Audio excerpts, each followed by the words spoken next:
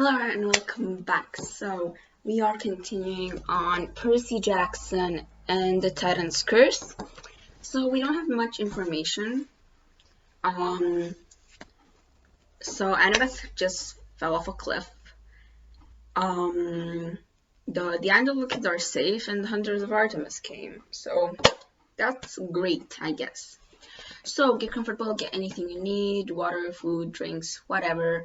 If you're doing something while listening, good luck, and we are diving right back into Chapter 3. Bianca D'Angelo makes a choice. After seeing Dr. Thorne ring into a monster and plummet off the edge of the cliff with Annabeth, you'd think nothing else could shock me. But when this 12-year-old girl told me she was the goddess Artemis, I said something really intelligent like, okay. That was nothing compared to Grover. He gasped, then knelt hastily in the snow and started yammering. Thank you, Lady Artemis. You're so, whoa. Get up, goat boy, Thelia snapped. We have other things to worry about. Annabeth is gone. Whoa, Bianca D'Angelo said. Hold up, time out. Everybody looked at her. She pointed her fingers at all of us in turn, like she was trying to connect the dots. Who are you people? Artemis's expression softened. It might be a better question, my dear, to ask who are you? Who are your parents? Bianca glanced nervously at her brother, who was still staring in awe at Artemis. Our parents are dead, Bianca said. We're orphans.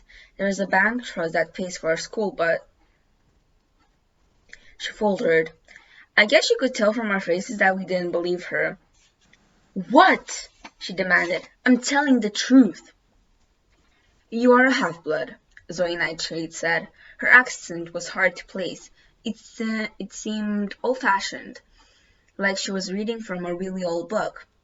One of thy parents was mortal. The other was an Olympian. An Olympian athlete? No, Zoe said. One of the gods. Cool, Nico said. No, Bianca said, quavered. This is not cool. Nico danced around like he needed to use the restroom.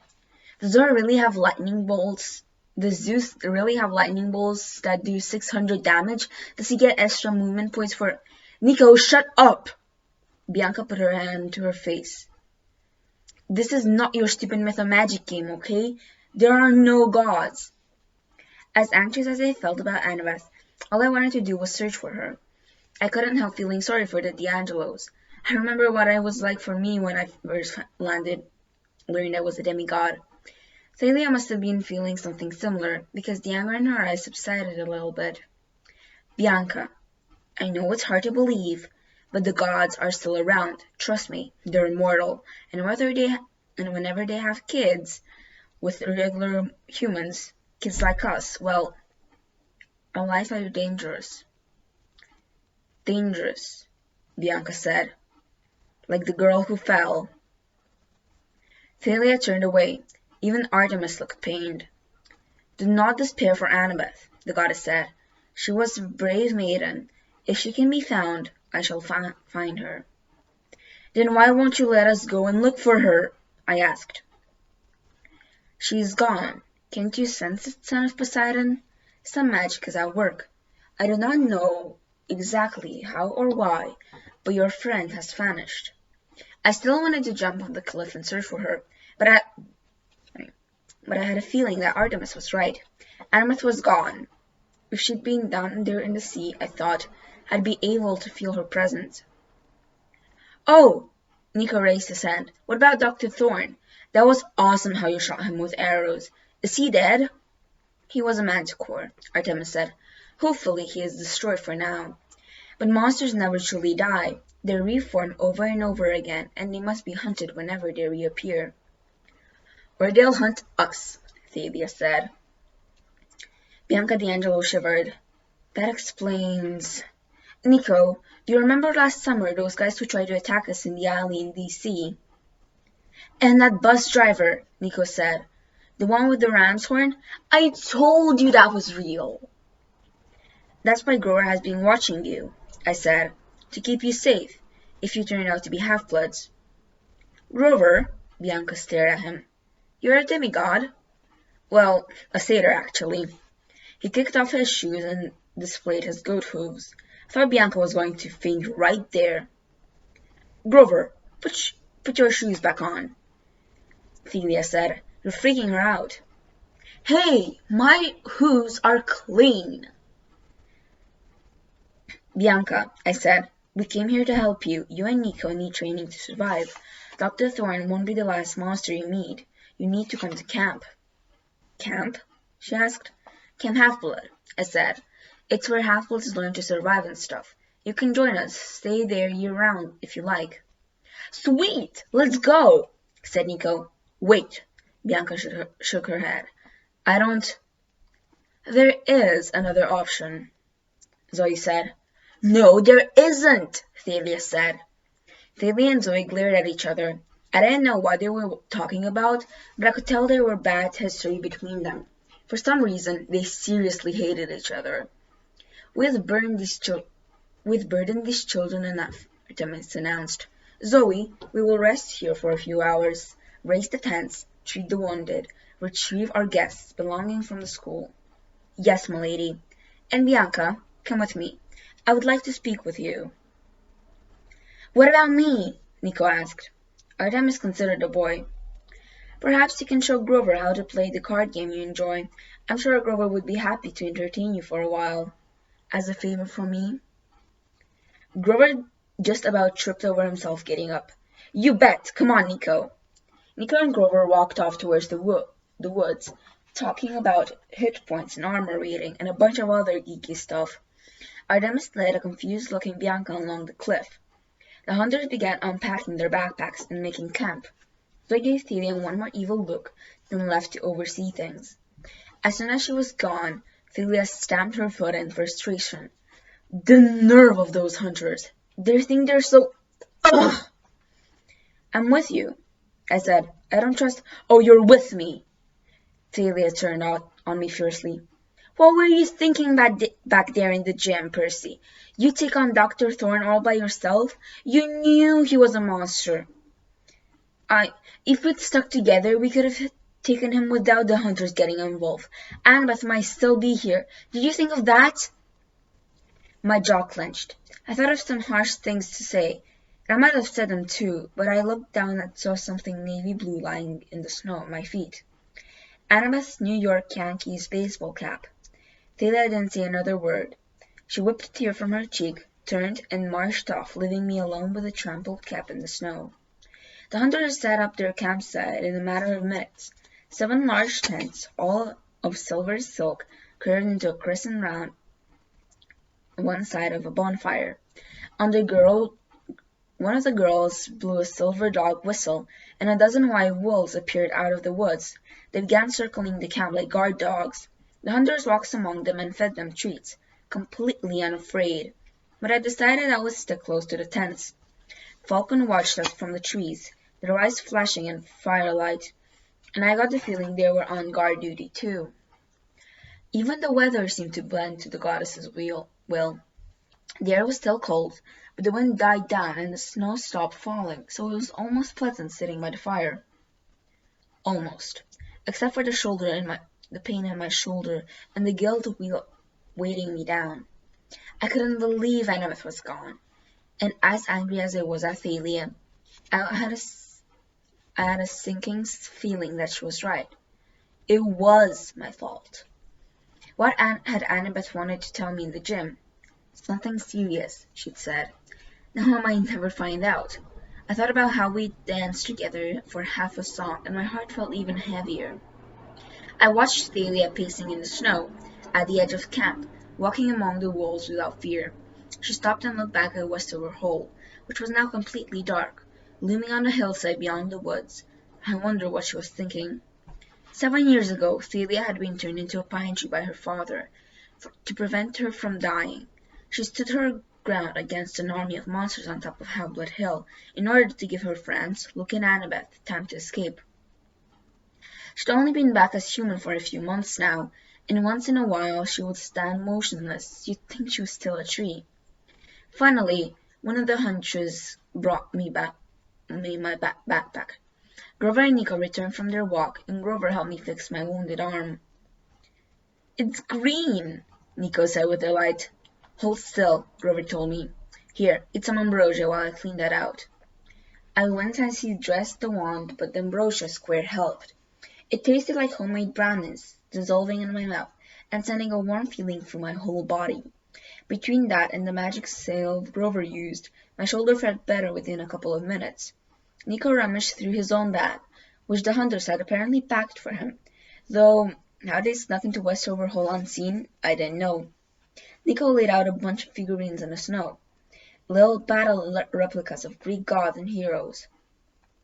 I recognized Zeus with the lightning bolt, Ares with his spear, Apollo with his sun chariot. "Big collection," I said. Nico grinned. "I got almost all of them, plus their holographic cards. Well, except for a few really rare ones." "You've been playing this game for a long time?" "Just this year. Before that—" He knitted his eyebrows. "What?"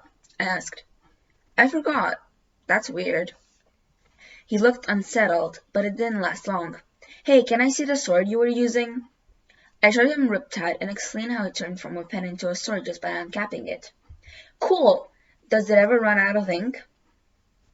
Well, I don't actually write with it." "Are you really the son of Poseidon?" "Well, yeah." "Can you surf really well, then?" I looked at Grover, who was trying hard not to laugh. "Geez, Nico," I said. "I've never really tried." He went on asking questions. Did I fight a lot with Thalia since she was the daughter of Zeus? I didn't answer that one. If Annabeth's mother was Athena, the goddess of wisdom, then why didn't Annabeth know better than to fall off a cliff? I tried not to strangle Nico for asking that one. Was Annabeth my girlfriend? At this point, I was ready to stick the kid in meat-flavored sack and throw him to the wolves. I figured any second he was going to ask me how many hit points I had, and I'd choose my cool completely. But then Zoe Nightshade came to us. Percy Jackson. She had dark brown eyes and slightly up-turned nose, with her silver circlet and her proud expression. She looked so much like royalty that I had to resist her to sit up straight and said, "Yes, ma'am." She studied me distastefully, like I was a bag of dirty laundry she'd been sent to fetch. "Come with me," she said. "Lady Artemis wishes to speak with thee." Zoe led me to the last tent, which looked no different from the others, and with me inside. Bianca D'Angelo was seated next to the auburn-haired girl, who I still had trouble thinking of as Artemis. The inside of the tent was warm and comfortable. Silk rugs and pillows covered the floor. In the center, a golden brazier of fire seemed to burn without fuel or smoke. Behind the goddess, on a polished oak display stand, was her huge silver bow, carved from resolving gazelle horns. The walls were hung with animal pelts, black bear, tiger, and several others I didn't recognize. I figured an animal rights activist would have a heart attack looking at all those rare skins. But maybe, since Artemis was the goddess of the hunt, she could replenish whatever she shot. I thought she had another animal pelt lying next to her, and then I realized it was alive. A deer was glittering fur and silver horns, its head resting contentedly in Artemis's lap. "Join us, Percy Jackson," the goddess said. I sat across from her on the tent floor. The goddess studied me, which made me uncomfortable. She had such old eyes for a young girl. "Are you surprised by my age?" she asked. A little. I could appear as a grown woman, or a blazing fire, or anything else I want, but this is what I prefer. This is the average age of my hunters, and all young maidens for whom I am patron, before they go astray." "Go astray?" I asked. "Grow up, before become smitten with boys, become silly, preoccupied, insecure, forget themselves." "Oh." Zoe sat down to Artemis's right. She glared at me as if all the stuff Artemis had just said was my fault, like I'd invented the idea of being a guy.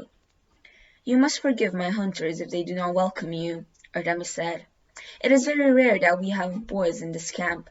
Boys are usually forbidden to have any contact with the hunters. The last one to see this camp. She looked at Zoe. Which one was it? The boy in Colorado, Zoe said. You turned him into a jackalope. Ah, yes, Artemis nodded, satisfied. I enjoy making jackalopes. At any rate, Percy, I've asked you here so that you might tell me more of the Manticore. Bianca has reported some of them. Disturbing things the monster said, but she may not have understood them. I'd like to hear them from you. And so I told her. When I was done, Artemis put her hand thoughtfully on her silver bow. I fear this was the answer. Zoe sat forward. The scent, my lady? Yes. What scent? I asked. Things are stirring that I have not hunted in millennia, Artemis murmured. Prey so old I have nearly forgotten. She stared at me intently. We came here tonight sensing the Manticore, but he was not the one I seek. Tell me again exactly what Dr. Thorne said. I hate middle school dances. No, after that. He said somebody called the General was going to explain things to me. Zoe's face paled. She turned to Artemis and stirred to say something, but Artemis raised her hand. Go on, Percy, the goddess said. Well, then Thorne was talking about the great stirring, Bianca corrected. Yeah, and he said, soon we shall have the most important monster of all, the one that shall bring about the downfall of Olympus. The goddess was so still she could have been a statue. Maybe he was lying, I said. Artemis shook her head. No, he was not. I've been too slow to see the signs. I must hunt this monster. Zoe looked like she was trying very hard not to be afraid, but she nodded. We will leave right away, my lady. No, Zoe, I must do this alone. But Artemis, this task is too dangerous even for my hunters. You know where I must start my search. You cannot go there with me. As you wish, my lady. I will find this creature, Artemis vowed, and I shall bring it back to Olympus by winter solstice. It will be all the proof I need to convince the council of the gods of how much danger we are in. You know what the monster is? I asked. Artemis gripped her bow. Let us pray I am wrong. Can goddess pray? I asked, because I never really thought about that. A flicker of a smile played across Artemis's lips. Before I go, Percy Jackson, I have a small task for you. Does it involve getting turned into a jackalope? Sadly, no. I want you to escort the hunters back to Camp Half-Blood. They can stay there in safety until I return. What? Zoe blurted out. But Artemis, we hate that place. The last time we stayed there. Yes, I know, Artemis said. But I'm sure Dionysus would not hold a grudge just because of a little, misunderstanding. It's your right to use Cabin A whenever you are in need.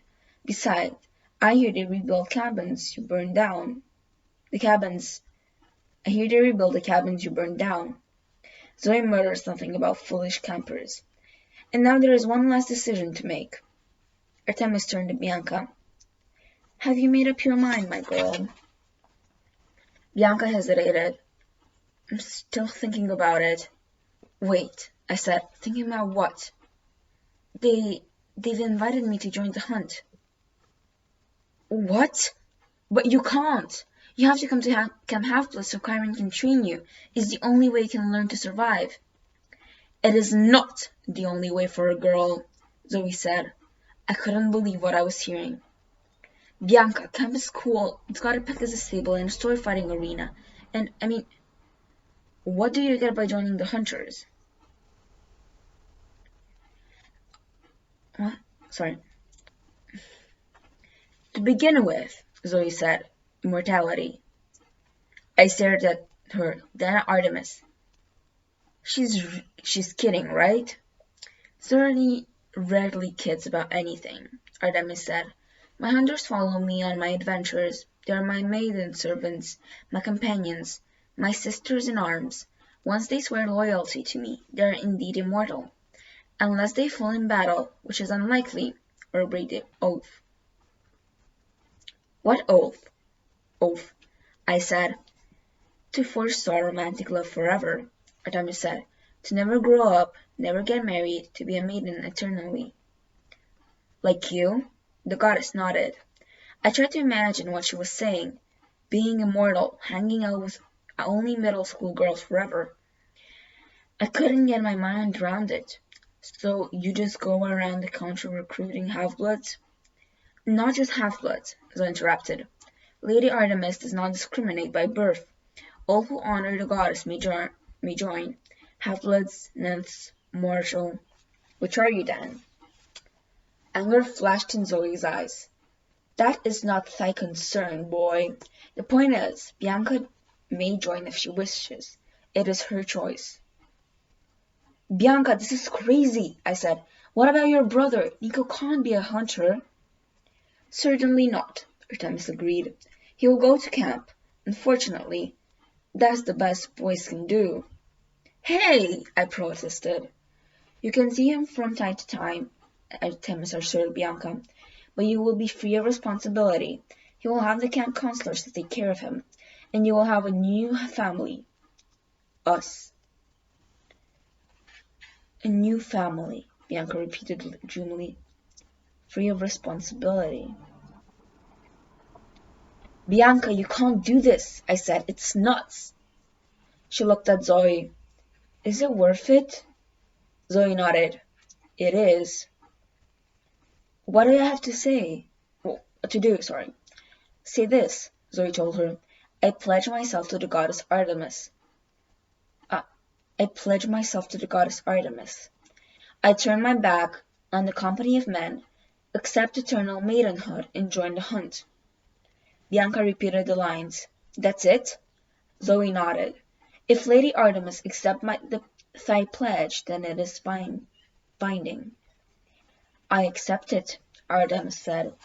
The flames in the brazier brightened, casting a silver glow over the room. Bianca looked no different, but she took a deep breath and opened her eyes wide.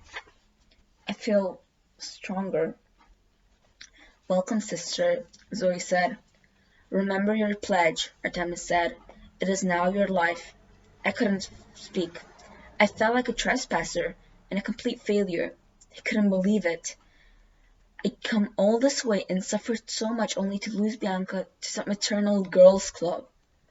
Do not despair, Percy Jackson, Artemis said. You will still get to show the D'Angelos your camp, and if Nico so chooses, he can stay there. Great, I said, trying not to sound surly. How are we supposed to get there? Artemis closed her eyes. Dawn is approaching. Zoe, break camp. You must get to Long Island quickly and safely. I shall summon a ride for my brother. Zoe didn't look very happy about this idea, but she nodded and told Bianca to follow her. As she was leaving, Bianca paused in front of me. I'm sorry, Percy, but I want this. I really, really do. Then she was gone, and I was left alone with the 12-year-old goddess. So, I said glumly, we're going to get a ride from your brother, huh? Artemis' silver eyes gleamed. Yes, boy. You see, Bianca D'Angelo is not the only one with an annoying brother. It's time for you to meet my irresponsible twin, Apollo. And that is it for chapter 3.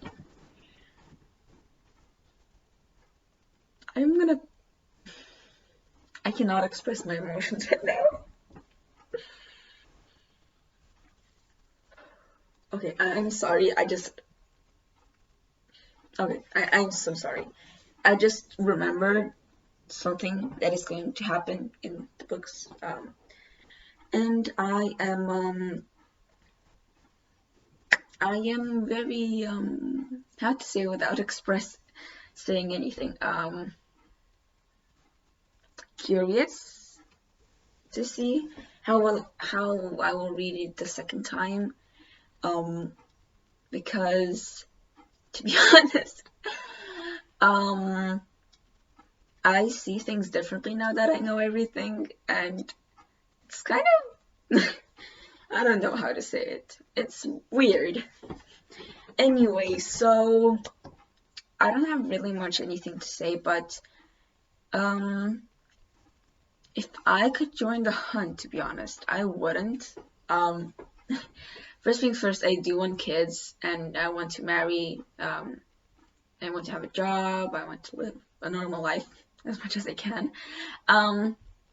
And second of all, I don't know. I don't know why, but I don't like the idea of immortality. I just want to be a normal girl, just living my own life. So yeah, maybe you could I don't know, tell me if you would join the hunt or not. So I don't know. So I hope you enjoyed it, and I'll see you guys next time. Bye.